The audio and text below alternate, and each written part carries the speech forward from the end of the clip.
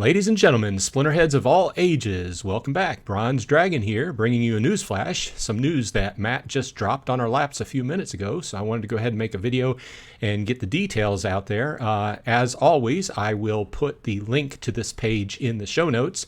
It can also be found in Discord channel for Splinterlands as well, because he dropped it in there. So this is something that we've been waiting for a long time. I know it's been at least a year since they mentioned it, but the new expansion, as we know, named Rebellion, and they've been teasing us along the last several months with, saying that there were going to be new gameplay mechanics, and a lot of us card players are kind of excited about that. Obviously, if you're a card player, you're always excited about a new expansion coming out, seeing what's going to be new. And in this case, there's a lot new. Okay, so there's new types of cards, there's new kind of play mechanics, there's new kind of staking going on. So there's several new things. So this might be a longer video. I will try to keep it nice and succinct, and I will once again leave the link in the show notes for you to take a look as well. So we'll get started here. First of all, the Rebellion set will consist of 96 cards. It'll include 2 limited edition promo cards available only during the Rebellion presale. And I'll say that. It's only going to be available during the presale, and they will not drop from packs after that. And 9 legendary airdrop cards, which will be distributed via a completely reimagined system that will incentivize players to hold on to their packs and cards to receive the rewards. And we'll go over that here in a few minutes. Additionally, when Rebellion set is released, the Untamed set, including Asmare dice and all rewards, associated related rewards cards and promo cards, will no longer be allowed in modern format battles. We talked about this, how those are going to be rolling out and Rebellion will be rolling in.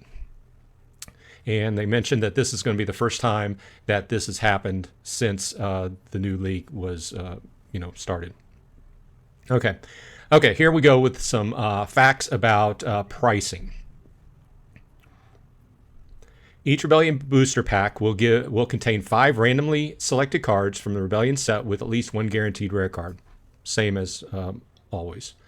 The 2 limited edition promo cards will not be available in packs, nor will the 9 airdrop cards until after each airdrop occurs. So kind of status quo like we've been used to. The chances of receiving each card rarity or receiving a gold foil version of the card are the same as in the past. Okay? That's good. Legendary and alchemy potions can still be used and increase the chances of legendary and gold foil. Okay, that has not changed. Each Rebellion booster card or booster pack will have a base price of 5,000 credits or 5,000 DEC. This is kind of what we were expecting. And purchasers may spend voucher tokens in order to receive a discount on the base price. Each voucher token gives you a value of 200 credits. Okay, and you can spend a maximum of up to 5 vouchers per pack, and that will reduce the card price or the pack price by 20%. That's the max usage. So the max usage is going to be, we'll bring a card pack down to 4,000 credits or DEC plus 5 voucher tokens. And if you've been buying up some DEC is still going to be a little bit cheaper than buying credits. So get it while it's hot. We've been talking about that. This is one of the avenues to increase the value, or that's the wrong price, increase the price of DEC. Also give it more value, so I'll give it that. Okay, and he goes on to do a little bit of math there. Considering the price of DEC and voucher tokens, that would be about $3.10 now. Okay, so going on, there will also be bonus packs available for bulk purchases. Now, this is kind of one of the little niggles I have, because he said specifically that he didn't want to incentivize a lot of the big bulk buys, but obviously he wants to make money, right? So they still have the bulk buys, but he says they've been cut down from what they were in Chaos Legion. So let's go over the facts here. The bonus amounts will be reduced somewhat from the levels in previous pack sales. Purchases of 100 or more Rebellion booster packs from the Splinterlands shop in a single transaction will be eligible for 5% additional packs at the cost of 5 voucher tokens each. At 500 packs or more, the bonus eligibility increases to 10%, and at 2,000 packs or more, the bonus eligibility increases to 15%. So There's your math. If you're a big spender, you're going to look heavily at this and see where you want to be. Yeah, just numbers, right? Depending upon what you want to get in on and get your bonus packs. Okay. Now, the reduction in bonus pack amounts will help reduce the rate at which bulk purchasers can undercut the shop on the secondary market, which should help maintain pack and card values and encourage some sales to go through the shop. This should ultimately benefit both the company and the players through the proposed revenue split on Rebellion pack purchases with the DAO. Okay, moving on. Rebellion pre-sale. Okay, so there's 500,000 Rebellion booster packs that will be made available for the booster pack pre-sale. The pre-sale is scheduled to begin on Wednesday, October 18th at 2 p.m. Eastern Time. That's 1800 UTC. And that will be in the regular shop section where you buy card packs. Okay. The pre-sale will continue for 30 days or until all 500,000 pre-sale packs are sold out, whichever comes first. The pricing of the pre-sale packs will be the same as during the general sale as listed above. However, packs purchased during the pre-sale will be eligible for a number of limited edition bonus rewards. Okay. So they're trying to incentivize, going ahead and getting in on the pre-sale. Should be pretty popular. I know during Chaos Legion, although this probably not a good comparison considering what we've been through between now and then. I don't know. I don't even want to make any assumptions. I'll be buying some, but I'm not going to buy any huge amount. I don't know. It should sell out, but I don't know. We'll see. Let's see. Please note that the Rebellion booster packs purchased during the pre-sale will not be able to be opened until the Rebellion set is released. However, they will be able to be transferred, bought, and sold on the various Splinterlands assets marketplaces. Any packs out of the 500K that are not sold by the time the pre-sale phase ends will be burned. Bam. And we're going to talk about this in a minute more here in a few minutes because he has more things on burning mechanics. Okay, so yeah, we're used to that, right? You do the pre-sale and then you can't open the packs until they're fully available. But you can buy, sell, trade them, right? So pre-sale leaderboard prizes. A little bit more candy here, though. The top 6 accounts with the most total Rebellion booster packs purchased through the Splinterlands shop during the pre-sale phase will win the opportunity to participate in the design of a legendary summoner. Okay, they've done this before in the past, designed various cards, so cool thing to get in on if you are a big buyer of packs. The account with the top spot on the pre-sale leaderboard will be able to choose the element or possibly elements for their legendary summoner. And they say this, and we'll get into it here in a minute, because the new set, guess what, has dual element summoners. For their legendary summoner design, and the remaining 5 winners will choose the element for their summoners in order of their leaderboard position from the options available remaining. Okay. Additionally, the accounts in the top 250 spots on the pre-sale leaderboard at the time of the pre-sale ends will earn an in-game title based on their leaderboard position. The titles awarded will be as follows. Position 1 through 30, the Dawnbringer, which is a legendary title.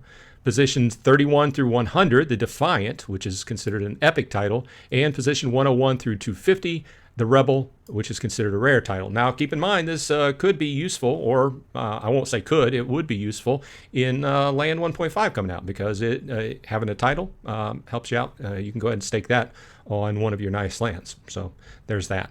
Okay, now moving on. Pre-sale limited edition promo cards, which we talked about, will be available during the pre-sale. Not available, won't drop from packs. Here they are.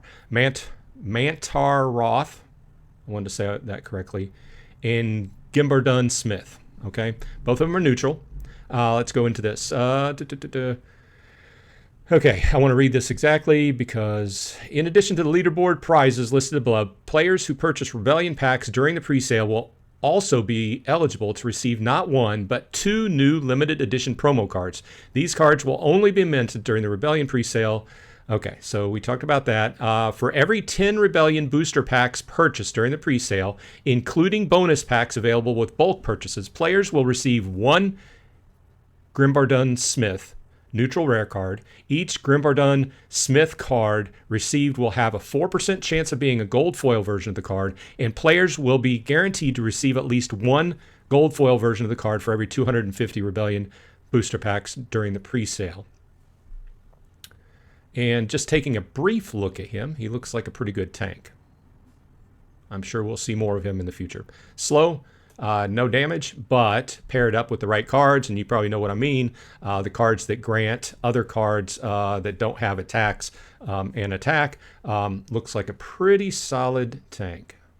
Okay, so on top of that, every single Rebellion booster pack purchased during the presale will have a 1% chance of receiving a Mantar Roth neutral legendary card. Okay, players will be guaranteed to receive at least one Mantar Roth card for each 100 Rebellion booster packs purchased, and at least one gold foil Mantar Roth card for each 2,500 booster packs. That's just mind-boggling to me. Somebody would buy 2,500 packs. Yeah, you know what I mean. Each Mantar Roth card will also have a 4% chance of being a gold foil version of the card. Also looks like a pretty big boy as well. Details to follow, but once again looks like a big tank. And he's got one of the new powers. So we'll take a look at that here in a minute. You may have also noticed the Rebellion cards feature a completely redesigned frame, which we're looking at now. Looks pretty cool. The Splinterlands creative team did an amazing job with this new look, and we can't wait to see how the cards transform the look. Yeah, it just seems to me over the years they've just decreased the frame more and more to allow more of the card artwork, which is fine. I mean, it's just a different artwork direction. Looks pretty good to me.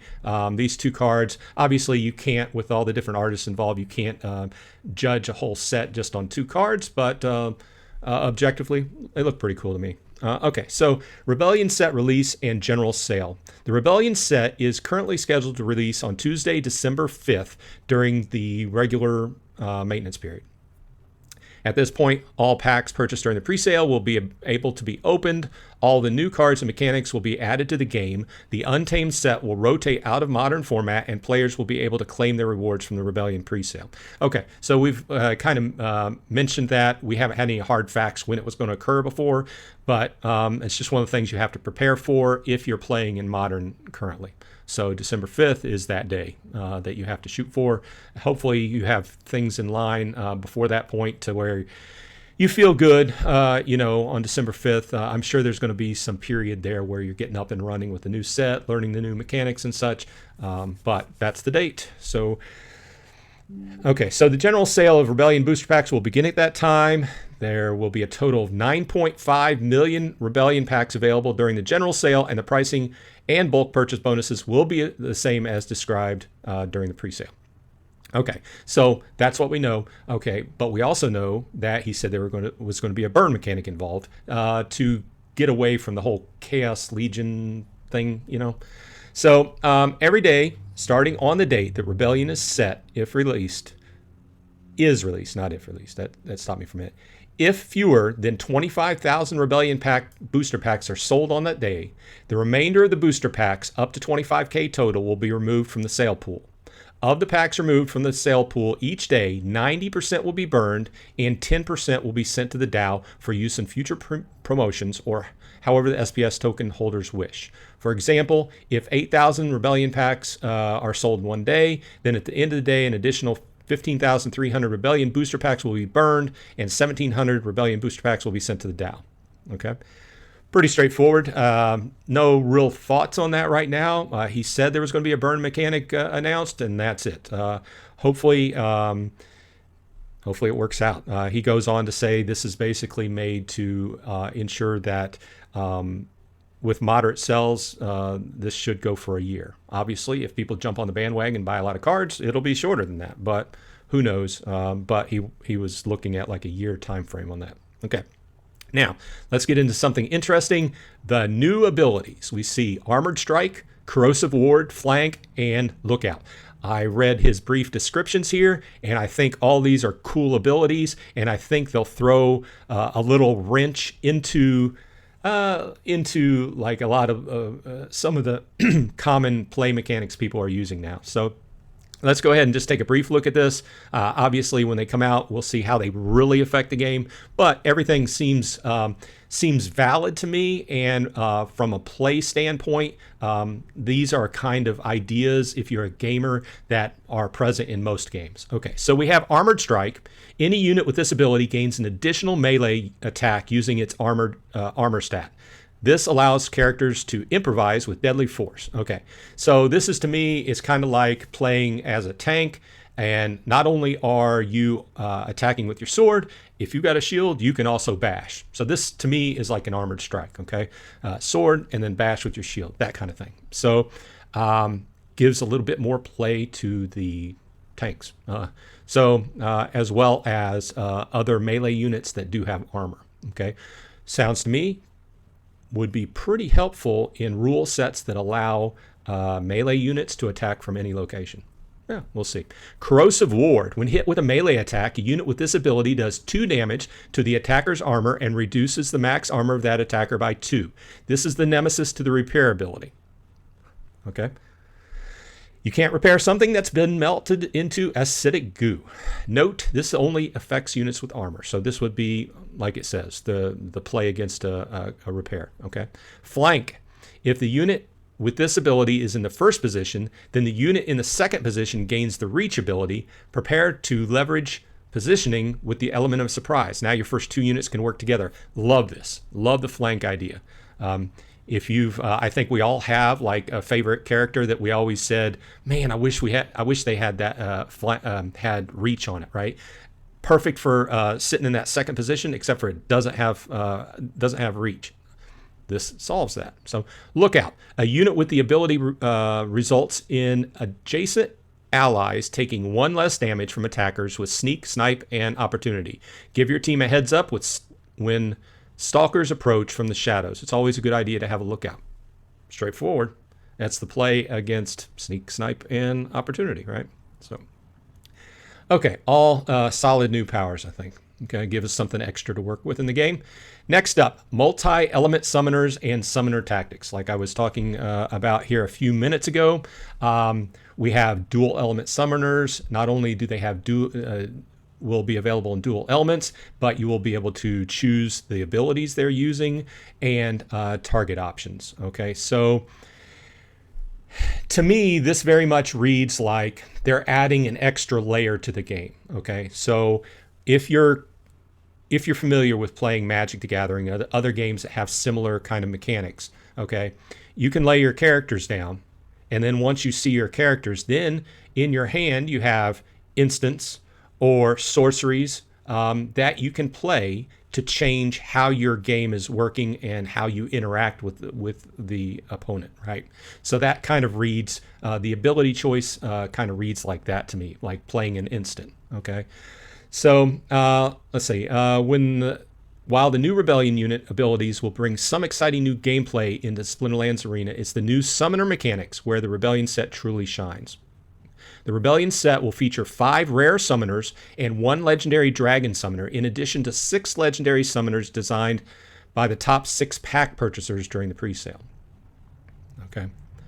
They are planning for some, maybe not all, of the summoners to be dual element, meaning that they can summon cards from 2 of the 5 basic Splinterlands elements together on the same team, plus neutral cards as always. The dragon summoners in the set will not be dual element because they're normally dual element, right? Okay, dragon and whatever else. These new dual element summoners will typically come with a higher mana cost, as we've seen in the past. The higher strength your summoner is seen as, the higher it's going to cost. Obviously, these higher cost mana cost summoners are harder to play in the lower mana matches, but in the higher mana matches, all's fair, right? These new dual element summoners will typically come with, we talked about that, so players will need to decide whether or not it's worth spending the extra mana to have a larger card pool available to draw from, meaning the 2 different splinters. In battles with very restrictive rule sets, dual element summoners may be a no-brainer, but in more open rule sets, it may be better to have extra mana available for the rest of the team. It's up to you to decide that. That goes back to the, it's going to be harder to play the higher mana. We all know that because we have the nicer summoners, cost more to get out. Can't really play in most situations with the low mana match. Okay. In addition to featuring dual element summoners, the Rebellion Edition will also introduce a game-changing new mechanic known as Summoner Tactics. Summoner cards with this new mechanic will have 2 different sets of buffs or debuffs that are available for the player to choose from after both players have revealed their teams, like an instant. Okay, it is currently played the most, if not all, of the Summoner let's go back. It is currently planned that most, if not all, of the summoners that are part of the Rebellion set will have the tactics mechanic. Okay? So this tells me that most of the summoners are going to be higher mana cost, but they're going to be the nicer dual element, dual splinter type. So, and it goes through examples of this, saying that possibly the summoner could have a choice of giving a single target the shield ability, or giving an entire team a -1 ranged attack. Okay, I can see several different strategies going with that. Let's see. And they're just giving an example because they point out that obviously, well, not obviously, but they're not complete. The creation of the cards are not complete, and they have to wait for people to buy the packs to find out who wins the, who gets in and designs their cards to get those created. So I'm sure they've got them laid out. They know kind of what they're going to do, but it's not set in stone yet. Okay.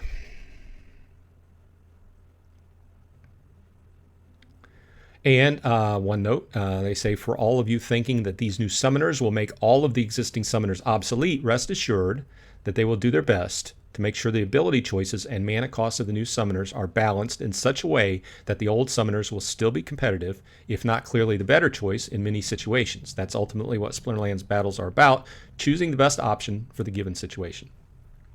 We've kind of seen that with some of the nicer summoners we have now, where they're higher cost and you can play them in some situations, you don't play them in other situations. It's all strategy, right? And he goes on to note that some of you may also note that this new mechanic seems similar to what we have been planning for the new item and spell cards, which is very interesting. That will eventually be produced through the Secret of Praetoria land expansion, and you would be correct. The same system of making choices post-team reveal is planned to be used for item and spell cards in the future, and this new Summoner Tactics mechanic will give players an early taste of what items and spells will be like and how they will be completely redefined the new Splinterlands battles are played. So this tells me exactly, like, I just go back to the comparison to Magic the Gathering. If you've never played, they have a number of different cards that once you lay your cards down, you can use to affect a game.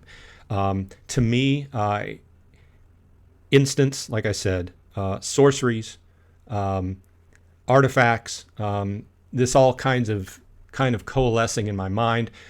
This is going to give the game multiple layers now. Instead of the simple decide your team and let it auto battle, there will be many more layers of, and I can really see this becoming really difficult for a bot to play. So I don't know. I've always said that it really wouldn't bother me if bots left the game, as I do play Archmage, but it really wouldn't mind. I really wouldn't mind it if we went back to it got so complicated that it would be very difficult for bots to play the game. Either way, it serves to make the game more interesting and more tactical, right? That's my opinion. So finally, we want to note that the asynchronous battles, such as most tournaments and guild brawls, players will still use the new summoners. However, they will not be able to wait until the opponent's team is revealed before choosing their tactics. Yeah, it's kind of, yeah, it's one of those problems that you would have due to the way those go off. You know, you put in your brawls, you put in your tournaments, and then you just let them happen. You don't sit there and wait for the other person to do it. It's not like real time like other matches are. So I can see that. In the future, when post-team reveal decisions become more commonplace, we plan to extend asynchronous battles to add a second phase for post-team reveal decisions. But for the time being, they will stay as they are, and the summoner tactic, if available, will need to be chosen before being able to see the enemy team. So you're going to be able to use the new summoners. You just have to pick what tactic you want to go with. Okay, so we have a discussion of airdrop and how the airdrop points are changing. Okay, he goes on to say, if there wasn't already enough exciting new things that are part of the Rebellion set, we are adding one more, which is a complete revamp of how the airdrop system works. We mentioned this earlier. Here's the details. In the past, players who purchased packs would simply receive airdrop cards based on the number of packs they originally purchased, regardless of whether or not they held these packs or immediately sold them on the secondary market. We all saw it. People bought huge amounts of card packs. They got their points, airdrop points. They sold the card packs, and they just started, kept the airdrop cards coming in. Matt didn't like that, wanted to change it. So this is where we are now. With Rebellion, there will be a new airdrop system put into place known as conflicts that will require players to stake unopened Rebellion booster packs or Rebellion cards in order to participate in the ongoing war to fight the Chaos Legion and earn the new powerful airdrop cards as a reward in proportion to the amount of packs and or cards that each player contributes over the duration of the conflict. So if you look at this, as soon as I looked at it, it reminded me very much of the screen where you're staking cards on land. And it's, to me, it's kind of very similar, except for in smaller chunks, month chunks, right? So you're going to stake card packs, you're going to stake cards, plus there are a few other things, to earn airdrop points for those airdrops. Okay, so it's going to incentivize keeping those packs or keeping those cards staked. Obviously, once they're staked, you can't do anything with them. So there's that. Okay, each conflict will be scheduled to run for approximately 1 month, with its associated airdrop card becoming claimable once the conflict ends. The first conflict is currently planned to start in December, shortly after the launch of the Rebellion set, meaning the first airdrop card is expected to be claimable in early January to ring in the new year. The new conflict will begin immediately thereafter, after the previous one ends. So, with 9 airdrop cards in total, there are part of the Rebellion. We expect the conflicts to run for roughly 9 months in total. Okay. Each conflict will have a fixed amount of the next airdrop card that will be available for players to earn at the end of the conflict based on their participation relative to all participants. To participate in a conflict, players will need to purchase 1 or more battle wagons using a small amount of voucher tokens, cost to be determined, in which they can stake their Rebellion cards. Okay, so that's the first cost. We're going to have to buy a battle wagon with vouchers.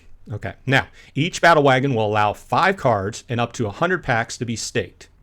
Cards and packs can be added to a conflict at any time and can be unstaked instantly.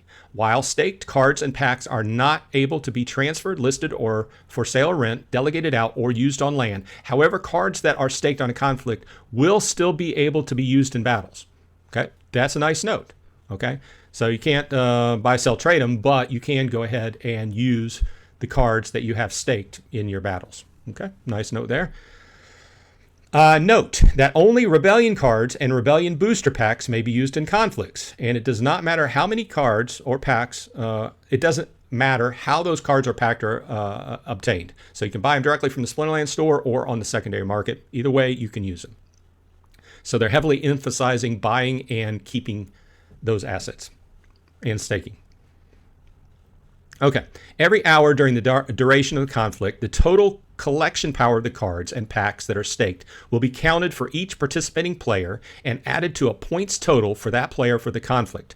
Each pack that is staked will count for 150 collection power towards the conflict.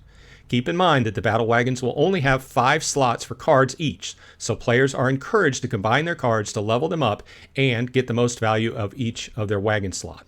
The goal here is to discourage players from staking thousands of level 1 common cards, as they will need to spend more voucher tokens on each battle wagons in order to have enough slots for those cards as compared to someone who combines their cards for fewer higher. So they want you to stake a bunch of packs and they want you to stake maxed out cards, basically.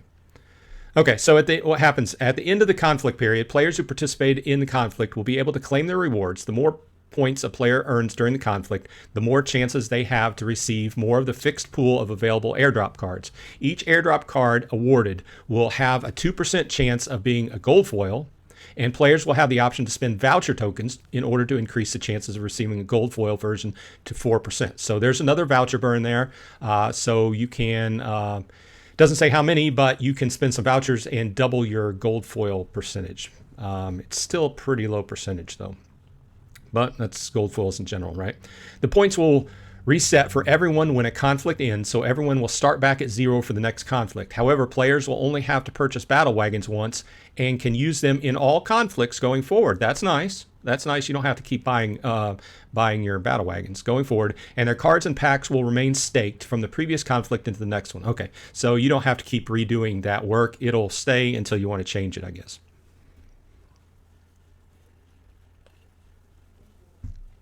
And then he goes on to say the days of being able to simply buy packs and flip them, like we were talking about earlier, make a quick profit and keep getting airdrops are gone. He wanted to get away from that. For players who already hold onto their cards and packs and combine their cards to the highest level possible for use in battles, this system should require relatively minimal changes and possibly more rewards. Yeah.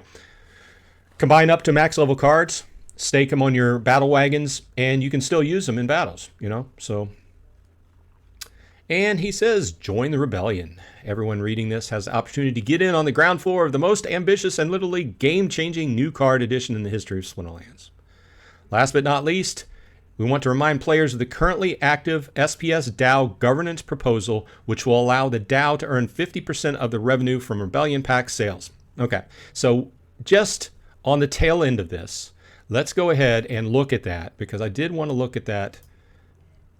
It's a quickie, though, okay, because a lot of people accuse me of being salty. I do kind of look at things in a negative glass half empty kind of way. That's just the way I look at things.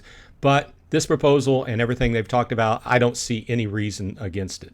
It seems to me that it's good for the company, it's good for the DAO, and it accomplishes several different things.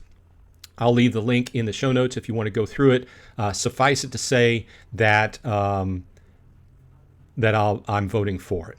Okay, so it kind of, well, I think that Dave McCoy, on one of the first comments on it during that time period, summed it up well, and I'll leave it at that. I'm not going to read through this. I think there are many good things. I think it effectively changes the way the business side of the house works for the team, and I'm voting for it. So with that said, thanks for staying with me for all of this long video, but I feel that it was well worth it because all the new details of the card packs, like I said, you guys know if you've been following me, I'm not going to buy a lot of packs because that's just not me, but I do plan on buying some and looking at the singles, checking them out, checking out what cards, the new cards I want to incorporate in my deck and everything. But I'm really, I really am psyched to see the new game mechanics, and I'm really interested from a gameplay standpoint, how many new levels of mechanics that this will add to this game, which to me has been a relatively, and I'm not saying simple, but gameplay choices that sound to me may end up changing the game from a strictly who can throw the most cash at the game and buy the highest level cards to maybe a game where maybe a moderate level player with good strategy and multiple levels of different types of cards, especially when 2.0 Land 2.0 comes out and we have access to those type of cards, could actually stand a chance. So I know that's a hot take, but I'm looking forward to seeing how these different new mechanics affect the game and where it will lead from there. Will this spell the doom for bots? Who knows? Stay tuned tomorrow, same Splinterlands channel, same Splinterlands time. This has been Bronze Dragon. I hope everyone on your side is happy and healthy, and I will see you on the flip side.